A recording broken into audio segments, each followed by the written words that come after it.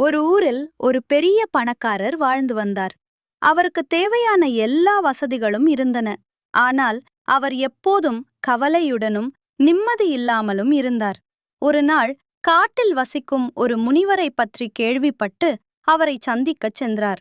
சுவாமி, என்னிடம் ஏராளமான பணம் இருக்கிறது. ஆனால் என்னால் மகிழ்ச்சியாக இருக்க முடியவில்லை. நான் என்ன செய்ய வேண்டும் என்று கேட்டார்.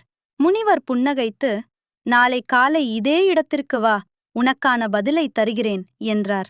மறுநாள் காலை பணக்காரர் சென்றபோது முனிவர் ஒரு சிறிய பாத்திரத்தில் ஓட்டை இருப்பதை கவனிக்காமல் அதில் தண்ணீர் ஊற்றிக் கொண்டிருந்தார்.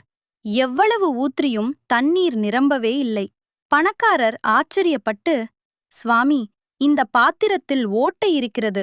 இதில் எவ்வளவு ஊற்றினாலும் நிறையாது என்றார். அதற்கு முனிவர் சொன்னார், உன் மனமும் இந்த ஓட்டை பாத்திரத்தை போன்றதுதான். உன்னிடம் இருப்பதை வைத்து திருப்தி அடையாமல் இன்னும் வேண்டும், இன்னும் வேண்டும் என்று தேடிக்கொண்டே இருப்பதால்தான் உன் மனதில் மகிழ்ச்சி தங்குவதில்லை. இருப்பதை வைத்து மற்றவர்களுக்கு உதவி செய்து பார். அப்போது உன் மனம் நிறையும். பணக்காரர் தனது தவறை உணர்ந்து அன்றிலிருந்து தர்மம் செய்யவும் தன்னிடம் இருப்பதை வைத்து மகிழ்ச்சியாக வாழவும் கற்றுக்கொண்டார்.